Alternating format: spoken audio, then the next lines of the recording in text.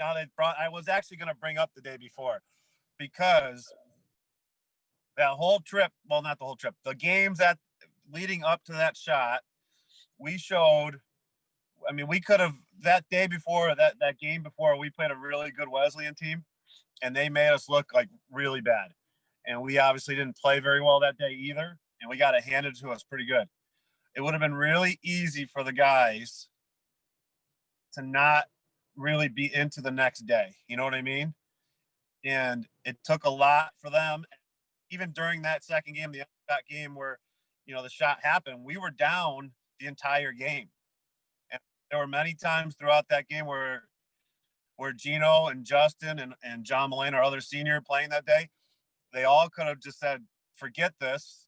This trip stinks. Let's just go home and just take another butt kicking. And they didn't let that happen.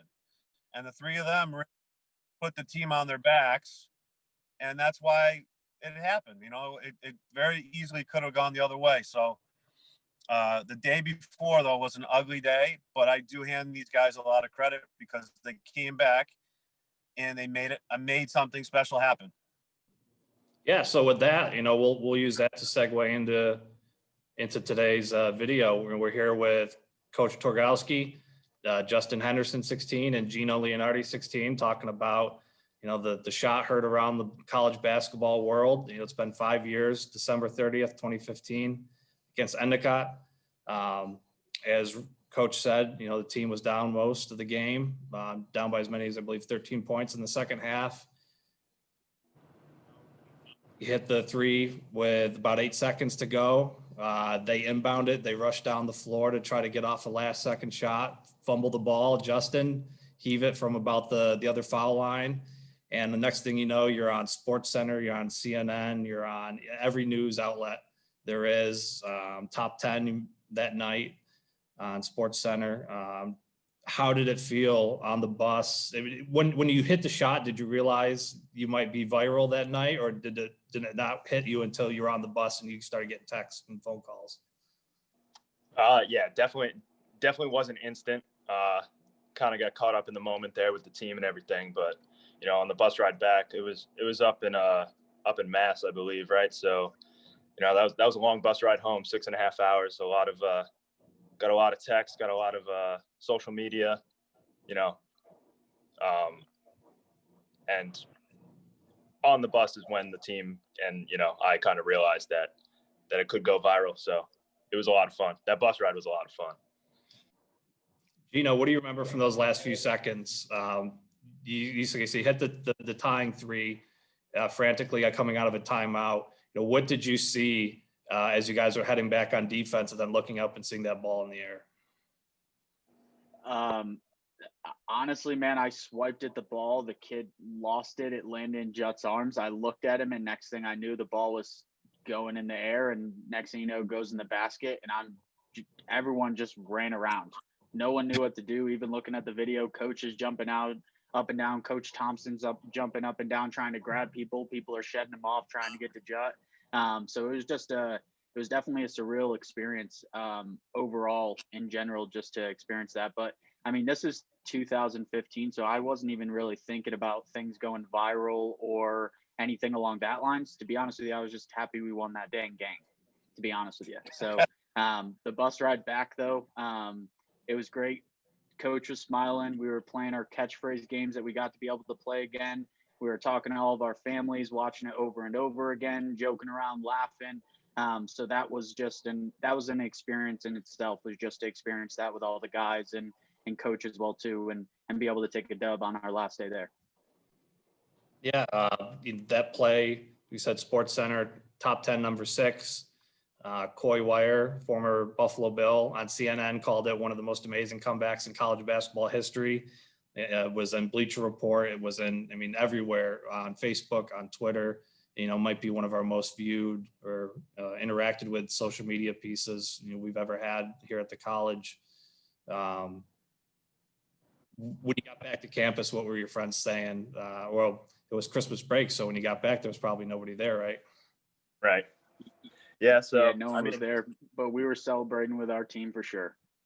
Yeah, and you know, the hockey team was there, and some other teams were there. So Definitely got to celebrate with them a little bit. It was, we had some fun, and but we did have to get back to practice because we had conference play coming up. So, kind of celebrated and then got back to work. Coach, so like I said, there was a timeout late to draw up the play for Gino. You have to do a lot of fouling there to kind of catch back up. What are you saying to the team, given everything you just mentioned about how the season had been going up to that point? What are you drawing up in that scenario? And what are you telling them after, we make the three and you're going back on defense? Is there any specific thing you're trying to do? We just kind of, we wanted to make sure that they were prepared. And I think we were pretty prepared to that whole thing. And we got some help from Endicott leading up to the final 15 seconds or so, because they missed 3 out of 4 free throws down the stretch. And we had enough timeouts down the stretch too. A lot of people always get on my case for not using timeouts, but that's where timeouts, we used 3 in the last 13 seconds, I believe, 15 seconds. We called a timeout down 3. We actually had to call another timeout, but we knew, we didn't have Hayden Harkins that game. He had gotten hurt the day before, but they know their scouting report. They know Justin's a shooter. We ran some stuff to try and get, we were down 3, but we had 9 seconds. We ran one of our normal plays as an out of bounds play, but we didn't have the shooter, quote unquote shooter, come off the screen. We ran Justin to the corner and had Gino come off that down screen. And with 9 seconds, we always kind of preach with 9 seconds that we have plenty of time to get a good shot. Didn't have to be a 3, didn't have to be a layup. I know Gino, if he wasn't open, would have created a basket and maybe got an old-fashioned traditional 3-point play to tie the game, or just got a layup and we could have fouled again and still kind of played it out. But I think the one thing that I look back at and look how deep Gino was, I'm happy that we do our long toss shooting in practice, because it kind of came in handy that day. He got a friendly bounce. Told the boys if we score, if we tie it, let's get back on D, and they did that. That's probably one of the best sprint back defensive jobs that we did all that season. Coach, you know what I remember about that the play as well too? We ran the same exact play, and both me and you looked at each other, and I told you I was going to bump that screen and come off of it high siding, and instead of going the baseline. Yeah. And so I still remember that, where I ran up to you. I'm like, they're hugging me. Let me bounce this screen. You're like, all right, let's see if it works. You bumped it and Jet ran the corner. Yep. You bumped it and Jet ran the corner. And you got a real good look, and you got a nice bounce, man. That's of all the years you played basketball, coached basketball, have you ever experienced anything as hectic and as chaotic and as exciting as that?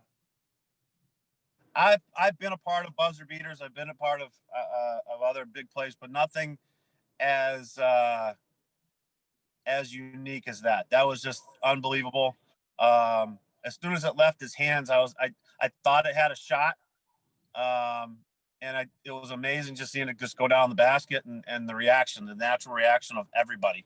Like Gino said, just guys just running around, not knowing what to do. And even looking in the bleachers and seeing total strangers react to an amazing 9 seconds of basketball for us.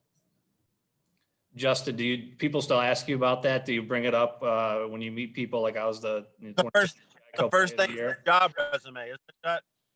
Yeah, it's definitely up there.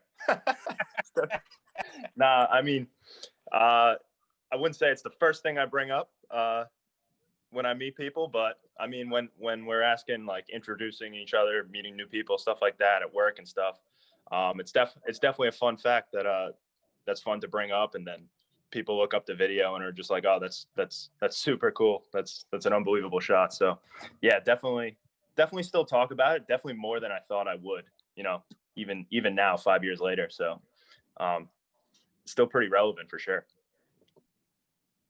Well, guys, thank you, for getting together and putting this together. It's fun to talk about it. It's fun to watch the play over again and to kind of relive those memories. Thank you for joining us. And December 30th, we can celebrate the 5th year, one of the best comebacks in college basketball history.